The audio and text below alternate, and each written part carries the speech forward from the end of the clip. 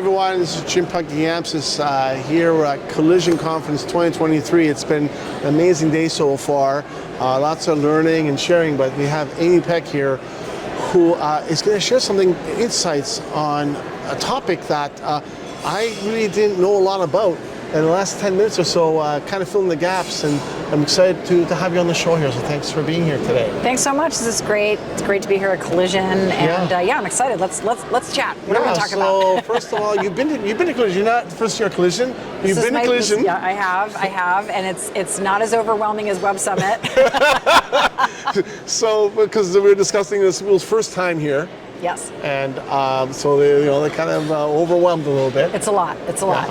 So we want to get right into it and tell me a little bit about endeavorXR, because you were telling us earlier about what you do and what important work you're doing with your venture. So go ahead. I basically, we talk about in VR in particular, that everyone remembers their first time. And so my first time in VR was in 2012. It was mind-blowing, so I decided that I wanted to start a consulting company. But we were different because we weren't really focused on games and entertainment, which was really the great white hope, right, for what VR was in the early days, and even now to a certain degree.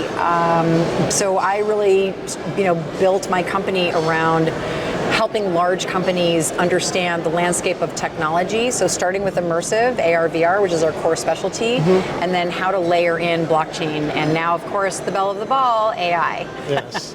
So then you were telling me earlier that obviously VR shifted to gaming. Even here in Canada, a few examples I was showing earlier, it didn't take off. So you were in a perfect position to really use it in the enterprise. From your telling me, can you explain a little bit about that? Yeah, absolutely. I mean, there's been a long history with virtual reality again, and this is, virtual reality being fully immersed, wearing a headset. To augmented reality, you can either use your mobile device, and there are some, head-worn displays. And then mixed reality is that kind of blending of the physical and the digital with context. So just to kind of, talk about the three different buckets and the spectrum of reality. But I've always looked at it from how do you actually improve business? And training was the number one, right? The military has been using VR for decades. So that was a good place for companies to start to plug in. Now the technology has evolved tremendously, and now we look at, there was a whole kerfuffle, let's say, when Facebook changed their name to Meta, and then everything was called the metaverse. Okay, yes. Which isn't really accurate, but that hype didn't actually help our industry. In a weird way, it got everybody to focus on it, but now that the hype has kind of died down, as you mentioned, gaming companies are struggling, especially location-based entertainment, trying to get people into these headsets. But it still doesn't diminish the fact that learning in VR, and then what I call the metaverse for business, which is really digital twin. So having a digital replica of a physical space or object, training on that, using it for optimization. There are endless use cases, and the ROI is off the charts. So I think the Air Force was, I remember saying a show about 6 months, the Air Force using it for training. So we went from an area we thought was going to work, video games, and then the practicality of it changed, right? So now, obviously, some years have passed. So what is it used for now? So what is it used? What do you see the now and moving into the future? What's going to be used for? Yeah, there's still, gaming is still very, very popular, but it's not drawing in people who are not gamers necessarily, because the hardware, it's just clunky. We're going to laugh at ourselves. We're putting bricks on our faces when we see photographs of us 20 years from now. It's going to be ridiculous. Then you look at the device that Apple announced recently. It's a much lighter weight. It's starting to resemble glasses. You can see your surroundings. That's where it starts to get interesting. From a business perspective, again, digital twin, training, of course, collaboration. So you have remote teams, like automotive, for example. They have design teams often in Asia and Europe and in the US. So this is a way for them to all be together, to all look at the same car model. It's photorealistic. So they get to actually sit in the car and it feels exactly like it will. And again, it's really, I think it all hinges on when consumers start to care about the technology and have a use for it day to day, which they don't today. I mean, can you think of any reason why you would put on a headset in the middle of your day that would be useful for you? No, I'll be honest, no. No.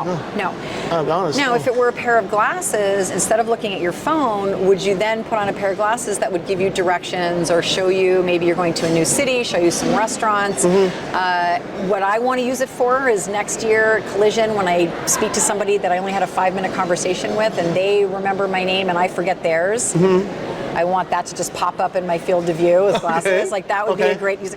But you know, but again, until consumers find that day to day, like they have with Chat GPT, it's not really going to be, you know, expansive through and adopted through enterprise. Okay, so it's going to be a slow process of innovation. So the last thing we'll talk about is innovation. So obviously, it's a long game for your business, and this practicality of being that way. So you see how ChatGPT has exploded, but some things take time to happen. Do you think it's going to be a long time, like 5 years, 10 years before you start seeing what you just said happen? Maybe not, maybe next year, but a few years. Where do you see it happen? Because I find it very fascinating. Especially your examples about the auto industry and even real estate. For people to view houses, they can put their glasses on and walk through the home. So there is some applications that I'm hearing about, reading some technology. But where do you think it's going to be? Like, innovation's happening quick. Yes. But do you see this being shorter or longer, or what, from what you've seen? Because it sounds like it may take a while, but I don't want to be too pessimistic. No, I think you're right. I think it's definitely a long game. But you would be amazed at companies that are really deploying this technology, again, around digital twin. And in manufacturing, there's something that's called closed loop optimization. So, and you can start the training process using VR. Then you can use mixed reality like a HoloLens 2 or a Magic Leap, which are really kind of blend that physical and digital, so that while a technician is on the line, if it goes down, they can have a remote expert see everything that they see and help them. Now what you're doing is having an AI kind of monitor that entire process and then constantly analyze ways that you can start to improve and optimize that process, right? So that's an example of, different touch points where VR is useful, where mixed reality is useful, where AI is useful. And we're seeing, an entire factory. BMW is building an entire factory using Omniverse from NVIDIA, which is their platform for virtual environments. And they're going to run all of their processes virtually to simulate them, to optimize them in the field in a live environment. So before it comes live, they're going to do it virtually? Exactly, which is a great use case. But so innovation does happen. It just happens in various forms. And it's behind the scenes that the general public may not necessarily know about. But it's providing real value to companies where I think that big convergences where we all are really talking about it is when consumers find that same utility on a day-to-day basis. I think, again, that's not necessarily a bad thing, I think, sometimes for take time, because technology is about, what I found today was solving a need, having a solution. But maybe that solution is not ready for the grand scale, and that's totally okay. In some ways. So, what are as we end this interview, what are some final aspects of not just about what Collision? See, Collision, we've been here at Collision the third time here, and it's come back next year to Toronto. And as a seasoned veteran of these conferences, what do you feel about what it brings? Like, there's people come from all over the world to these. Do you see the impact that it's making? Like, I feel it talking to some of the. What is your insights? Because you've done obviously all over the world. A few of them. What do you feel about that as a major, just closing for this? Well, I have to say the Web Summit team, right, who also put on Collision.